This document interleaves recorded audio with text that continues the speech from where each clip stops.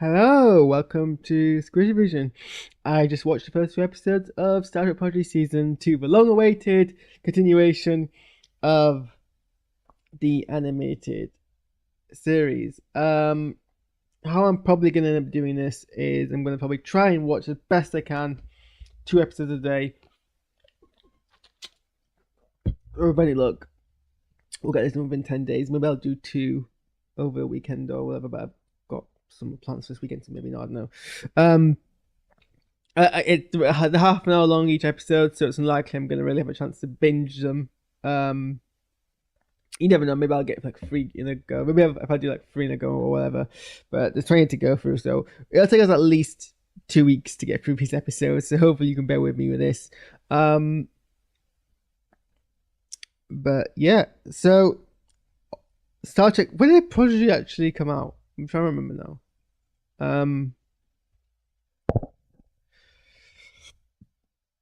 So it's been about a year and a half,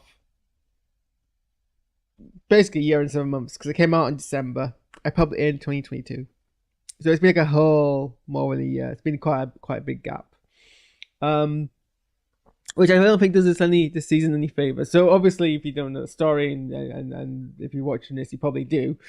But essentially, they made Star Trek Season 1, and then they made Star Trek Season 2, but they cancelled it, and they didn't release it, and then it was backlashed, and now there was back and forth about whether they release it or not. Don't know what Paramount was doing, but now it's finally come out, not on Paramount, but on Netflix. It's really, really bizarre. So what did I think of Season 1? I should probably start with, because I don't think I did a reaction to that. I actually am really ashamed. I went into Season 1 with a prejudice. I thought that I was convinced that this was going to be just a... It's not about, this is what makes it more embarrassing. I am a long time defender that shows aimed at what I call a family audience, or aimed at a young or accessible to a younger audience, doesn't necessarily mean it has to be bad or simplified or dumbed down art.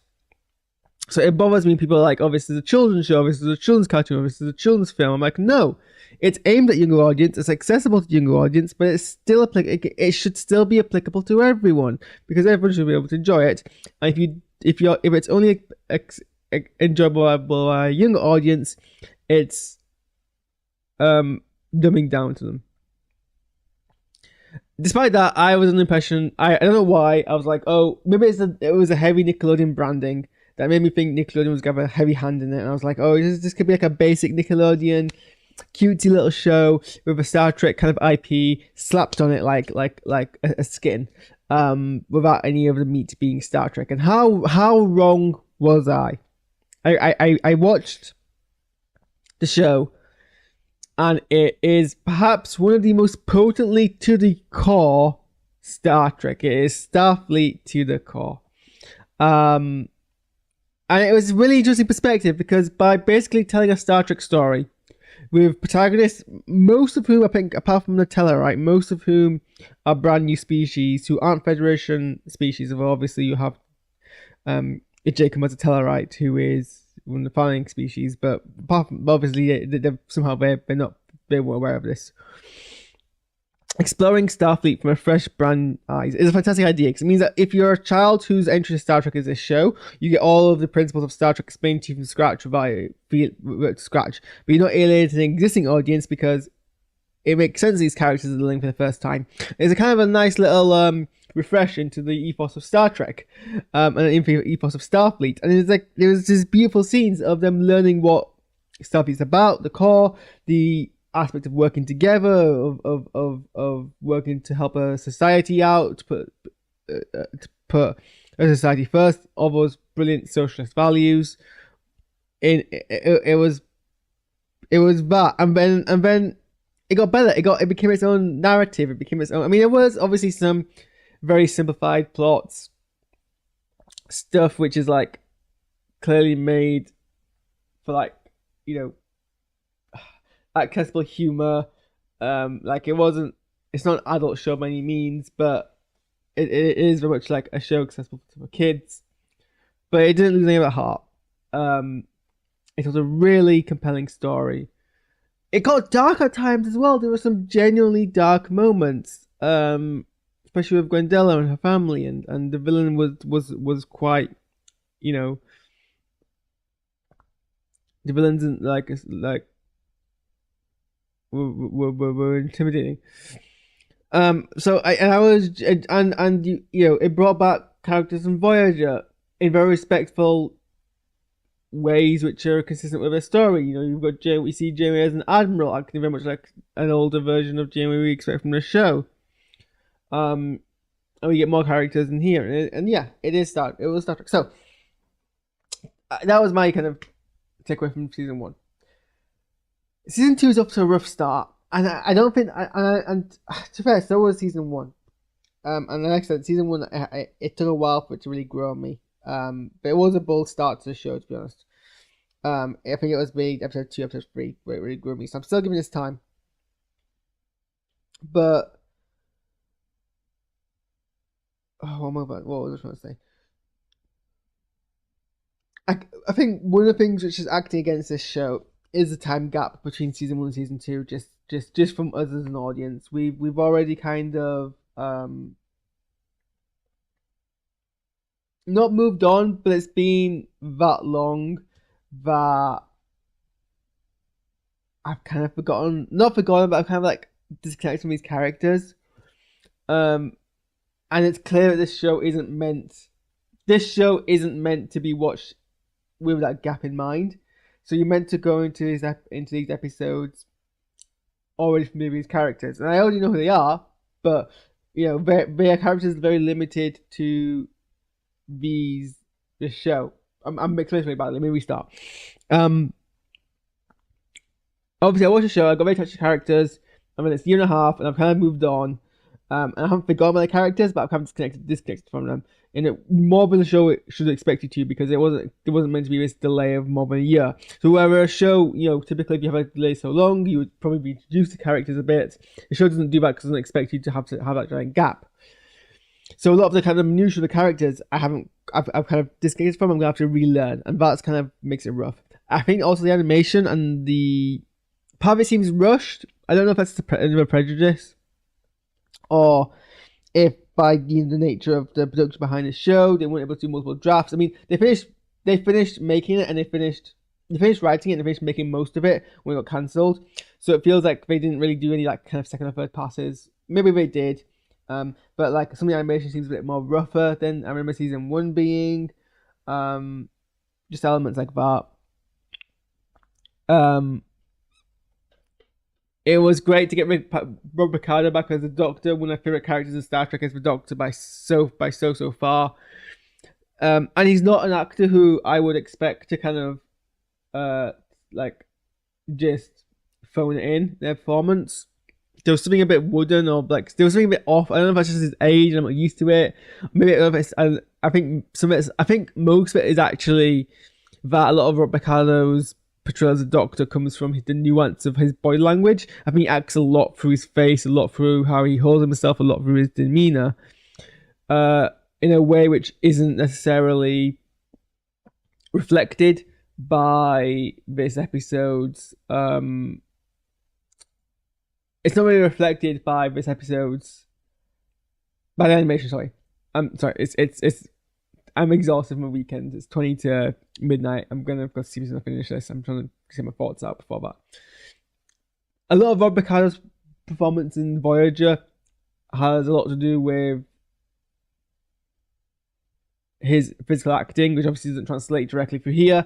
But having to recreate that in animation, which I think is not quite polished, and I think you lose a lot from that. I think that's my main issue with that. But it's still early days, and that'll probably grow on me. And the character's older, so there's gonna be some differences there as well. Let's say about Robert Beltran, the Bella guy's a scab. I don't care much about him. He's back. People wanted him recasted. I would have been like, well, probably good opportunity for him to be dead. But whatever. So yeah, so we pick up basically where we left off. Janeway, I think I was surprised. I forgot that the kids didn't know what had happened with Chakotay. So I can't remember but we as the audience knew about that, and I can't remember if that's because I don't know if that was like the teaser from the end of last season or if it was something else. I'm guessing the main characters never knew that, but they now knew it. They now know that the reason why the Protostar came back into the past was because of Chakotay's actions, and we get caught up with all that, and we get told that basically that Janeway's secret mission here is to go back in time and forward in time and rescue Chakotay. So all the characters in basically we left them off. They're all kind of excelling in their individual fields. They're all like, you know, like Murph is a good security officer. Jacob is not Jacob. Jacob. Why am I saying Jacob? I know that's not his name. It's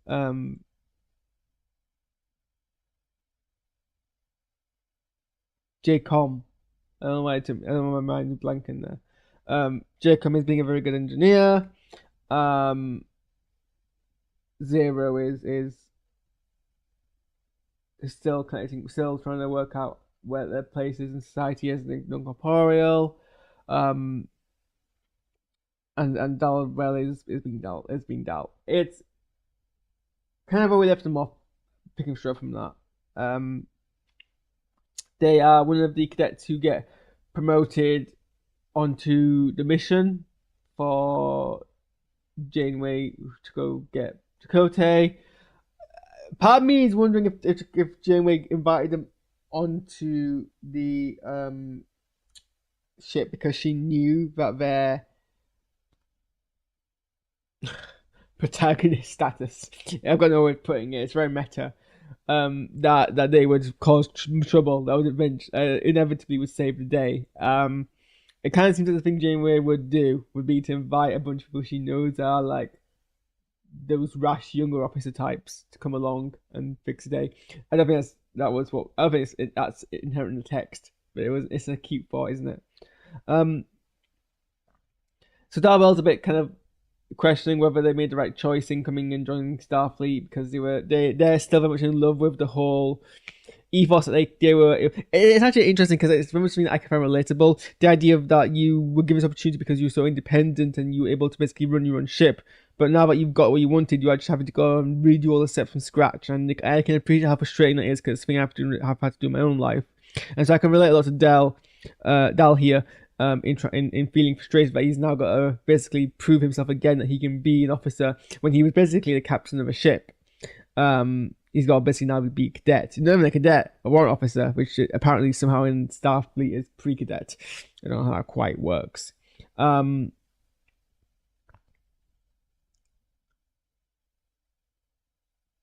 So yeah,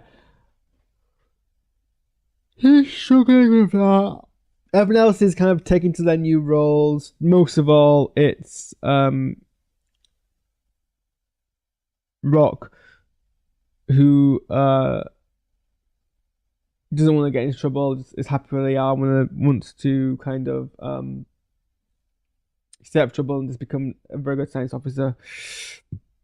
But inevitably, they're getting pulled into the plot, and we get the kind of the wacky hijinks cringe part where, because they try to take it on themselves, solve a problem, they actually make it worse, and they end up being sucked into a wormhole, and that's where we leave that part. The parts of Gwen are by far the most potent, strongest part of the two parts I've seen so far. She's basically continuing her own mission of being an ambassador. She's only just arrived, so it must be like a year or so of them being in this school or whatever. But she's been spent a lot of time learning how to be an ambassador. She's only just arrived at her planet before